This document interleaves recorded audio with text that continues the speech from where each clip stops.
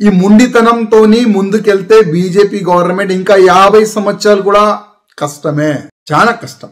నేర్చుకోండి, వేరే నేతలతోని కొద్ది నేర్చుకోండి. ఏ విధంగా గెలవాలే, ఏ విధంగా ఓటర్ని మన వైపు మళ్ళాలే నేర్చుకోండి. నేను ఏదైనా తప్పు చేస్తే, ఏదైనా తప్పు చెప్తే కూడా నన్ను క్షమించండి. కానీ బాధ ఉంది. కిషన్ రెడ్డి అన్న గారు, నా ఒక నివేదిక, రాజాసింగ్ మీ పైన కామెంట్ చేస్తుండు అని అనుకోవద్దు ప్లీజ్ ప్లీజ్. కానీ పార్టీ చనిపోతుంది తెలంగాణలో. కాపాడండి, పార్టీని కాపాడండి. ఇదే నా ఒక్క నివేదిక మా కిషన్ రెడ్డి గారితోని, మా బండి సంజయ్ గారితోని, మా లక్ష్మణ్ గారితోని.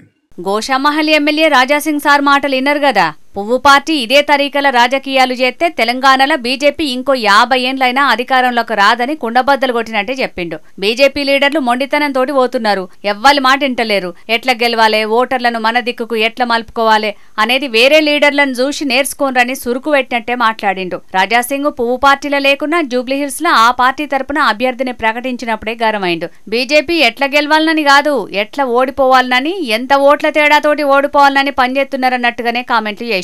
ఇక ఇప్పుడు ఓడిపోయినాక గీ రేంజ్ లో ఫైర్ అయిండు. మరి రాజాసింగ్ కామెంట్ల మీద పువ్వు పార్టీ లీడర్లు ఏమంటారో, ఈ ఓటమిని ఎవరి ఖాతాలు వేసుకుంటారో తెలియదు గానీ అన్నేళ్లు మాత్రం సెంటర్ మంత్రి కిషన్ రెడ్డి, పువ్వు పార్టీ రాష్ట్ర అధ్యక్షుడు రామచంద్రరావు దిక్కే చూస్తున్నాయి. మొత్తానికైతే భారతదేశం వికసించకున్నా దేశం అంతటా కమలం పువ్వు మాత్రం వికసిస్తున్నది. అదే తెలంగాణలో మాత్రం రోజు రోజుకు కమలం పువ్వు రెక్కలు వాడిపోయి రాలిపోతున్నాయని రాజాసింగే కాదు ఇంకొందరు పువ్వు పార్టీ లీడర్లు కూడా అంటున్నారు. ఇప్పటికైనా పెద్దలు ఆలోచన చేసి రాబోయే జీహెచ్ఎంసీ ఎన్నికల నాటికి పార్టీని జనాలకు తీసుకుపోవాలి. జీహెచ్ఎంసీ మీద కాషాయం పార్టీ జెండా ఎగరేయాలని అంటున్నారు. చూడాలి మరి రాబోయే రోజులలో పువ్వు పార్టీ లీడర్లు ఏ తీరుగా పనిచేస్తారనేది.